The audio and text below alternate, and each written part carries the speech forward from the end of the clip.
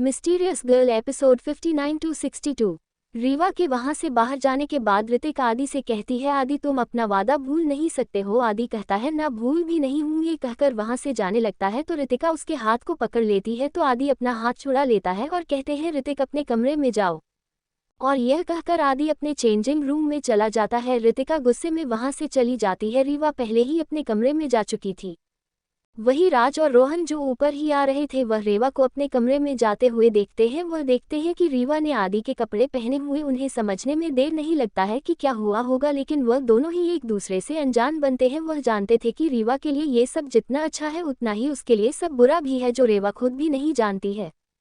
नाश्ते के वक्त रीवा नीचे आती है और सबके साथ बैठकर नाश्ता करने लगती है। ऋतिका वहां पर नहीं थी, क्या पता वह कहाँ गई थी। तो रीवा रहती है, आज मैं जा रही हूँ अपने घर। तो ये सुनकर आराधना रहती है, बिल्कुल भी नहीं, तुम यहीं रहोगी आपसे। तो रीवा कहती, नहीं मैं यहाँ नहीं रह सकती। आराधना रहती है, लेकिन यहाँ रहने में क्या प्रॉब्लम है, ये तुम्हारा अपना ही घर है। अहाना जी कहती है, बिल्कुल तुम मेरी अपनी बेटी की तरह हो और मेरी बेटी घर से बाहर रहे, घर होते हुए मुझे मंजूर नहीं है। तो राज कहता है, क्या मैं भी यहाँ रह जाऊँ। तो रूही रहती और मैं भी। तो रोहन उन दोनों के सर पर मरते हुए कहता है, तुम दोनों के पास घर है, जाकर वहाँ रहो ना। तो आदि कहता है, वैसे भी मुझे शौक नहीं है जंगली जानवरों को अपने घर में रखने का। ये सुनकर राजा रूही आदि को घूमने लगते हैं, उसके बाद रोहन को भी।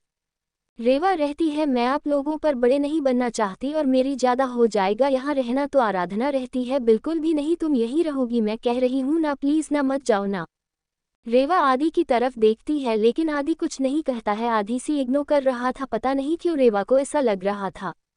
रीवा हामी सर हिला देती है। ये सुनकर आराधना बहुत खुश हो जाती है और उसको गले लगा लेती है। रीवा भी उसको बदले में गले ही लगा लेती है, क्योंकि वह भी आराधना को बिल्कुल अपनी बड़ी बहन की तरह ही समझती थी।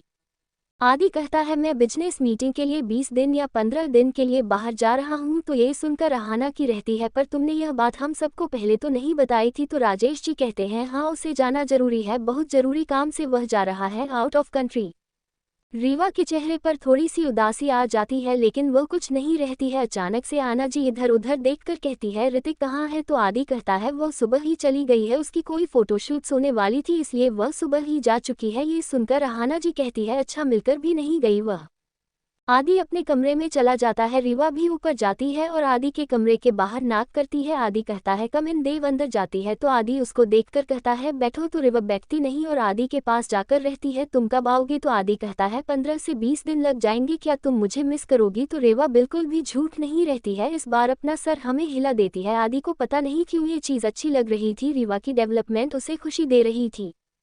वह रीवा के बालों को सलाहकार कहता है, मैं जल्दी आ जाऊंगा, अपना ख्याल रखना और बाकी सब कभी ठीक है। फिर वह हाँ में सर हिला देती है। आदि कहता है, जब तक मैं नहाऊं किसी के भी करीब भी जाने की कोशिश मत करना, मेरे आदमियों की नज़र हर वक्त तुम पर है, कोई भी प्रॉब्लम है मुझे कॉल कर देना, मैं अपने पर्सनल सेक्रेटरी की नंबर तुम्हें देकर जा रहा हूँ, कोई भी ज़रूरत हो उसको बता देना। देव फिर से हाँ में से हिला देती है तो आदि उसके नोज को पिंच कर लेता है। रीवा बिना कुछ कहे आदि के गले लग जाती है। आदि भी कुछ नहीं कहता, उसके बालों को सहलाने लगता है। फिर रीवा से थोड़ा दूर होकर कहता है, चलो अब मुझे थोड़ा देर में निकलना है, मुझे पैकिंग करना है। तो रीवा रहती है, मैं कर दूँ, ये क्या कर रहे हो। आदि के कपड़ों में मदद करने लगती है और उसके लिए अपनी पसंद के कपड़े निकालती है। आदि देखकर देखता है कि देव ने ऑलमोस्ट सारे डार्क कलर्स ही निकले हैं, या तो बिल्कुल लाइट, कोई भी ब्राइट कलर रीवा ने नहीं निकाले हैं।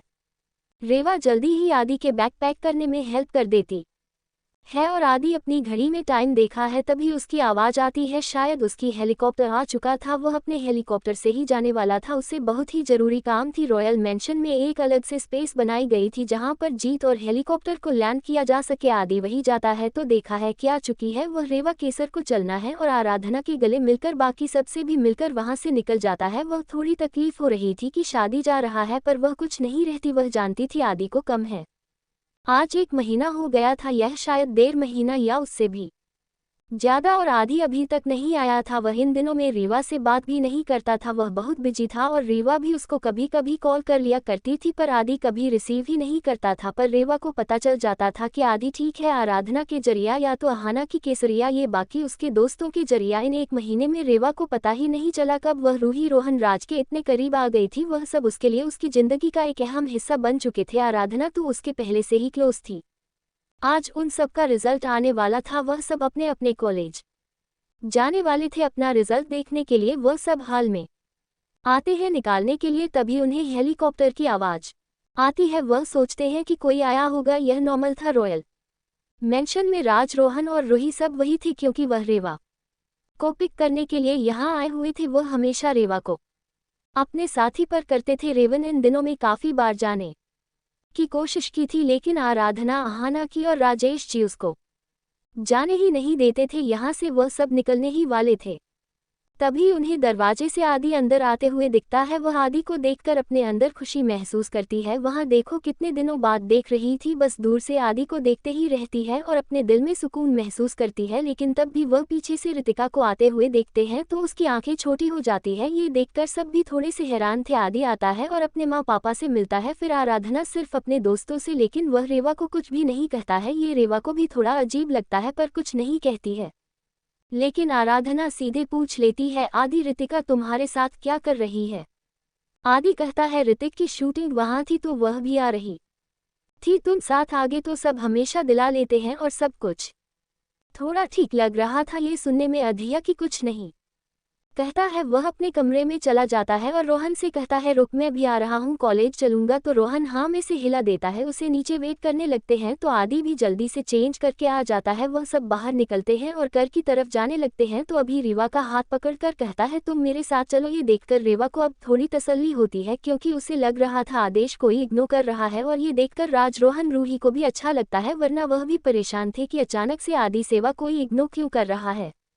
आदि अपनी कार में बैठते हैं और रेवा को भी बैठता है और थोड़े दूर जाकर रेवा से कहते हैं, तुम कैसी हो? रेवा रहती है, मैं ठीक हूँ, तुम कैसे हो? आदि की सर हमें दिला देता है। रेवा रहती है कि तुमने मुझे मिस किया? आदि नाम है, सर हिला देता है तो रेवा अपना मुंह बना लेती है। आदि उसके सिक्स को खींचते हुए कहता है, ऐसा हो सकता है कि मैं तुम्हें मिस ना करूँ? रेवा हल्के से मुस्कुरा देती है। आदि भी उसकी मुस्कान में कहीं खोस जाता है। वही वह सब थोड़ी देर में कॉलेज पहुंच जाते, लेकिन आदियोग अब तक नहीं पहुंचे थे। ये देखकर आज रोहन से कहते हैं, भाई और कितना वेट करेगा? मुझे तो रिजल्ट देखने के लिए वेट ही नहीं हो रहा है। तो हुई रहती है, नहीं लेकिन हम साथ में देखेंगे। तो रोहन कहता है, अगर रीवा का रिजल्ट अच्छा नहीं आया तो हम उसे डिमोटिवेट बिल्कुल नहीं करेंगे, ठीक है, हम सब उसको सपोर्ट करेंगे। वैसे भी उसने बीच सेमेस्टर में ज्वाइन किया था तो उसके लिए बहुत मुश्किल था ये सब करना। राजा, रूही बिहार में सर हिला देते हैं। वहीं कर में आदि रीवा के सर को शैल रहा था। वह बस सेवा को गले लगा कर बैठा था, ना वह कुछ कह रहा था ना रीवा। वह दोनों ही बस एक दूसरे को महसूस कर रहे थे। इतनी लंबी जीने की दूरी को दोनों दूर करना चाहते थे, इसलिए एक दूसरे के गले लगे हुए दूसरे की धड़कनों को महसूस कर रहे थे। पता नहीं आदि को क्या हो गया था, वह शायद भूल ही चुका था कि वह रीवा से प्यार नहीं करता, लेकिन अब वह शादी जान चुका था कि शायद वह करता है।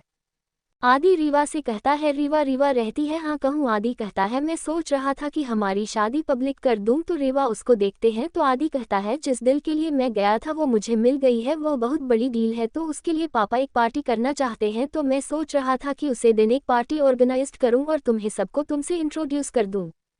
रीवा रहती है, क्या तुम सच में रेडी हो मुझे दुनिया के सामने लाने के लिए? आदि कहता है, हाँ शायद आप बिल्कुल। विवाह हल्की मुस्कान के साथ कहती है, जब यह शायद है जाए तब मुझे जरूर बताना। आदि आगे कुछ नहीं कहता है। रीवा रहती है, कर स्टार्ट करो। अधिकार स्टार्ट कर देता है। वह दोनों कॉलेज की तरफ पहुंच जाते हैं और अपनी कार से उतरते हैं तो देखते हैं कि रोहन, राय और रूही कब से उनका वेट कर रहे हैं। वह दोनों उनकी तरफ जाते हैं। राज, रूही रीवा की तरफ जाते और कहते, कब से तुम्हारा वेट करें, जल्दी चलो। आदि थोड़ा हैरान था क्योंकि रूही और राज को ज्यादा ही फ्रैंक हो रहे थे रीवा के साथ, और वह जानता था रीवा को इतना फ्रैंक नेचर बिल्कुल पसंद नहीं है। तो रोहन उसकी कन्फ्यूजन को देखकर कहता है, 1 महीना से ज्यादा हो चुका है तुझे गए हुए, इन दिनों में उन सब की बॉन्डिंग बहुत अच्छी हो गई है। आदि कुछ नहीं कहता है, बस वह राज, रूही से जलन महसूस कर रहा था। वह सब अंदर जाते हैं, उसे ध्यान देते हैं कि सब लोग उन्हें देख रहे हैं। ये सब उनके लिए आम था क्योंकि लोगों ने ऐसे ही घूमते थे, लेकिन आज कुछ ज्यादा ही लोगों ने घूर रहे थे।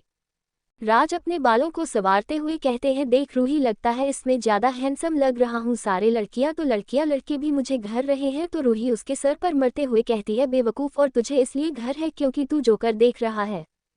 तो राज कहते हैं, वेरी फनी, तुझे पता है लोग क्यों देख रहे हैं? क्योंकि तू जुड़ेल दिख रही है आज।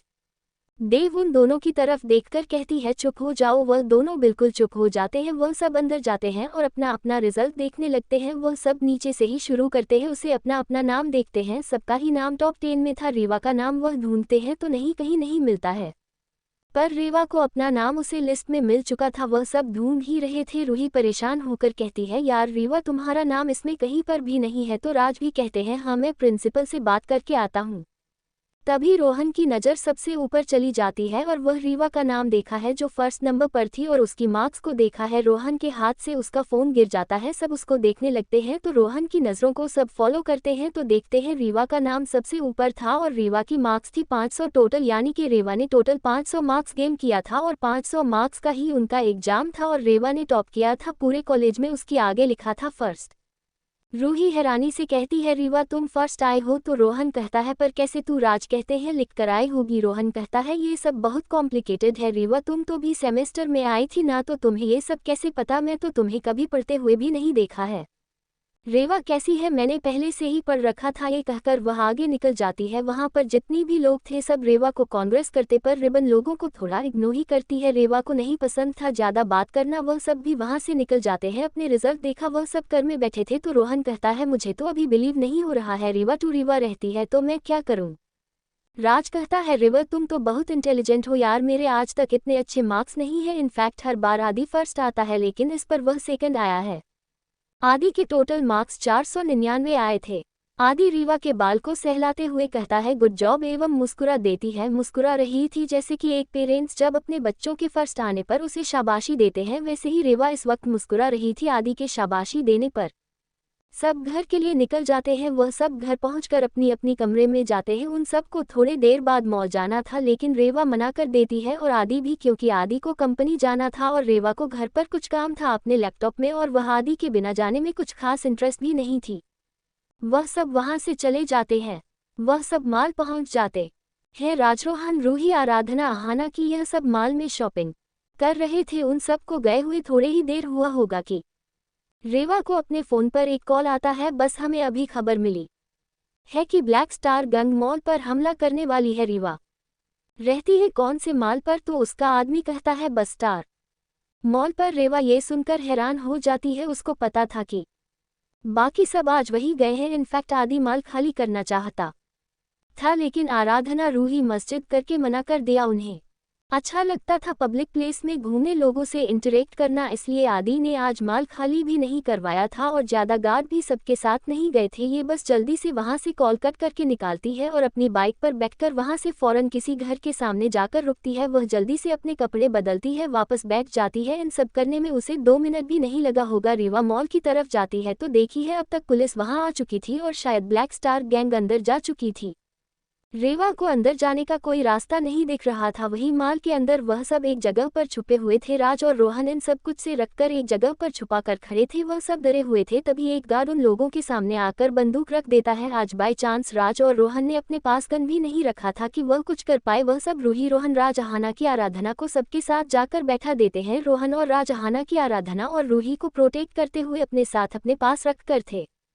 कोई कुछ समझ पाता उससे पहले ही वहां पर एक गन शूट की आवाज आती है और एक बॉडीगार्ड नीचे गिरा हुआ था। ब्लू स्टार के ज्ञान का वह बॉडीगार्ड था। ब्लैक स्टार ग्रैंड सामने देखते हैं तो कोई इंसान ऊपर से नीचे तक काले कपड़ों में ढका हुआ था। उसे इंसान की आंखें तक भी नहीं दिख रही थी। आंखों के ऊपर भी एक मास्क लगा था जो आपको कुछ पता था लेकिन अंदर से उसे इंसान को सब दिख रहा होगा लेकिन बाहर वाला इंसान उसके चेहरे, आपके नाखून को भी नहीं देख सकता था। वह इंसान एक ही झटके में सबको शूट करने लगता है और जोर से कहता है कोई भी अपनी जगह से हिलना मत। सारे लोग जो उस मॉल में कैद थे वह उसे इंसान को अपनी सेवियर की तरह देख रहे थे। वह सब उसकी बात मानते हैं और अपनी जगह पर ही रुक जाते हैं। सब हैरान थी कि एक अकेला इंसान कम से कम 50 से 70 लोगों से अकेले लड़ रहा था, वह बिना किसी झिझक के।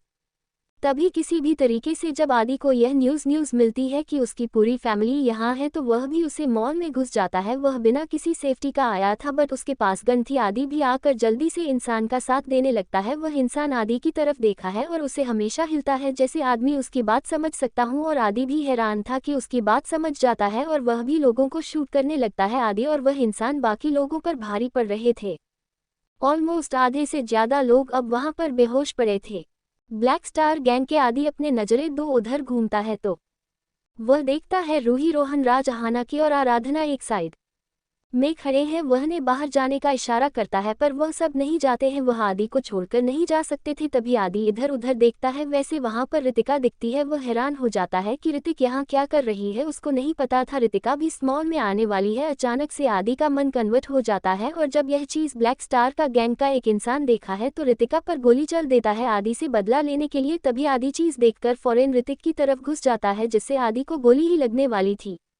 पर वह इंसान जो कब से सबसे लड़ रहा था, जो वही सब चीज़ जल्दी से महसूस कर लेता है। उसकी थिंकिंग पावर और चीज़ों को समझने की सेंस बहुत ज़्यादा थी। वह फौरन ही कुछ बिना कहे बंदूक को ऊपर कर देता है लेकिन गोली उसमें से 2 निकल चुकी थी। वह गोली सीधी जाकर उसे इंसान के हाथ पर लगती है जो कब से काले कपड़ों में था और फाइट कर रहा था। उसे इंसान के कंधे पर वह 2 गोली में से एक गोली लगती है। जो इंसान आदि के पास आता है तो आदि को कुछ महसूस होता है। तभी आदि की नज़र इंसान पर पड़ती है। वह उसकी बॉडी को देखकर अपने मन में सोचता है क्या एक लड़की है। तभी उसकी नज़र उसे इंसान के पहने हुए कपड़ों पर एक लगे हुए बैच पर जाती है और वह हैरान हो जाता है। वह जानता था ये बैच किसका है। आदि अपने मन में कहता है एजेंट 1। वह इंसान अपने कंधों को इग्नोर करके सबको गोली मार देता है। उतने में ही वहां पुलिस भी आ जाती है और बाकी उसे इंसान को कोई देखा उससे पहले वह इंसान बिना किसी की नज़रों में आए वहां से गायब हो जाता है। जब सब लोग उसे ढूंढते हैं तो उन्हें नहीं मिलता। जब पुलिस पूछते हैं आपको किसने बचाया तो एक इंसान कहता है यहाँ पर एक लड़की थी। हाँ वह लड़की ही थी। उसने कपड़े पहनते काले कपड़े और वह उसके कपड़ों पर एक बेच था। उस पर लिखा हुआ था उसे लड़की नहीं हम सबको बचाया है। पुलिस ऑफिसर हैरानी से कहता है क्या लिखा हुआ था तो आदमी कहता है हाँ एवं लिखा हुआ था। पुलिस ऑफिसर बाकी लोगों से पूछते हैं तो वह भी कहते हैं हाँ उसे पर लिखा हुआ था। वही रीवा वह अपने घर पर थी। वह आदि के घर पर नहीं थी। अभी गुड नाइट अपने घर पर ही आई थी। वह अपने कपड़े उतारती है और आईने के सामने खुद को देखने लगती है। उसके कंधों पर चोट थी गोली। हाँ उसके कंधों पर गोली के निशान थे। वह आईने के सामने खुद को देखते हैं। उसकी आंखें बिल्कुल लाल थी। उसको वह वक्त याद आता है जब आदि ने ऋतिका को बचाया था। रीवा बिना ही कुछ सोचे समझे अपने कंधों पर से वह गोली एक झटके में टांग कर निकाल देती है जैसे उसे बिल्कुल दर्द ना हो रहा हो और बिना किसी दर्द के बेदर्दी से अपने हाथों पर पट्टी करती है और फुल स्लीव की एक टॉप पहनकर उसके ऊपर अपनी लॉन्ग जैकेट पहनकर वहां से निकल जाती है। उसको पहले घर पहुंचना था। उन सब से वह जल्दी से घर पहुंच जाती है और देखते हैं कोई नहीं आया है। थोड़ी देर बाद सब आते हैं तो रिबन सबसे उनके बारे में पूछता है। वह बिल्कुल अनजान बनती है और वह कहती है उसने न्यूज़ में ही सब देखा है। रूही रीवा के गले लगा कर कहती है रन रीवा मुझे तो आज लगा था मैं मर गई। अगर वह इंसान हमें नहीं बचता तो क्या होता। राज कहता है हाँ बहुत बड़ा एहसान है उसे इंसान का हमारे ऊपर। तो आना जी कहती है क्या वह लड़की थी या लड़का तो आराधना रहती है का नहीं सकते हम। वह रेवा को देख रही थी शायद वह जानती थी यह सब कुछ। तभी रोहन कहता है उसके बैच पर लिखा हुआ था। तभी उन सब की नज़र टीवी पर जाती है जहाँ पर न्यूज़ चल रही थी और एक रिपोर्टर रहती है। अगर सूचना के हिसाब से बताया जाए तो आज सब की मदद मॉल में एक एजेंट ने की है। हम सब जानते हैं एजेंट कौन है। अगर आज की पीढ़ी नहीं जानती है तो हम बताना चाहते हैं एजेंट वह है जिसने बहुत कम उम्र में हमारे देश को एक बहुत बड़े खतरे से बचाया था। शायद तब वह 9 से 8 साल की होगी। ऐसा लोगों का कहना है कि उन्होंने अपने 8 से 9 साल की उम्र में ही देश को बचाया था। उसके बाद से उन्हें एजेंट कहा जाता है। उनके बहुत सारे केस हैं जो आम लोग यकीन नहीं करेंगे लेकिन लोगों ने कहा है कि उनकी उम्र बहुत कम है और वह एक लड़की है। लेकिन लोगों को अभी भी यकीन नहीं है क्योंकि यह कुछ लोगों का कहना है। और हैरानी की बात यह है कि आज तक ऐसा जिन्होंने भी कहा है उनका कोई अता पता नहीं है जो दावा करते हैं उन्होंने एजेंट को देखा है। अब ये कहने वाले लोगों को किसी ने नहीं देखा है। इसका मतलब साफ है कि एजेंट ने उन लोगों का वजूद भी इस दुनिया से खत्म कर दिया। ये कहकर वो रिपोर्टर चुप हो जाती है और आगे कहती है सूत्रों के हिसाब से एजेंट को काफी वक्त के बाद देखा गया है कि वो किसी मिशन पर आई है। ये सब सुनकर आदि कहता है कि मुझे लगता है कि अगर किसी मिशन पर थी तो उसके लिए मुश्किल है ये। वही रेवा बिना कुछ कहे अपने रूम में चली जाती है क्योंकि उसकी वॉच बहुत देर से वाइब्रेट कर रही थी। वो कॉल रिसीव करती है तो दूसरी तरफ से इंसान कहता है आपको जल्द ही वहां से निकलना होगा। आज के हादसे के बाद लोगों को पता लग गया है कि आप इसी शहर में हैं। प्लीज आप वहां से निकल जाए आपकी जान को खतरा होगा। वो लोग आपको जल्द ही ढूंढ लेंगे। रेवा अपने सामने लगे आदि के तस्वीर को देखते हुए कहती है मैं कहीं नहीं जा रही हूँ। अब यही हूँ जो होगा देख लूंगी और मॉल के सारे सीसीटीवी मैंने हैक कर रखे हैं। वो लोग कभी मुझे नहीं ढूंढ सकते। वो आदमी कहता है पर बॉस आप समझे। रेवा बिना कुछ कहे कॉल काट देती है और आदि की तस्वीर को देख कहती है तुम साथ हो आदि मेरे मैं सब कुछ हैंडल कर लूंगी। फिर रेवा अपने ड्रॉअर से एक बॉक्स निकलती है और फिर से उस पहेली को पढ़ने लगती है। फिर खुद से कहती है, जब ये पहेली सूझेगी तो कितने राज खुल जाएंगे और मेरा मकसद भी इस जगह पर आने का पूरा हो जाएंगे। रेवा ये सब खुद से कह ही रही थी कि अचानक से उसको अजीब सा लगने लगता है, उसको वोमिटिंग फील होने लगता है। वो जल्दी से वॉशरूम में जाती है। कुछ दिन से रेवा के साथ यही हो रहा था। रेवा मिरर में अपना चेहरा देखती है और किसी को कॉल करके कहती है, मैं शाम में आ रही हूँ। क्या लगता है क्या होगा जानने के लिए पढ़ते रहे मिस्टीरियस गर्ल।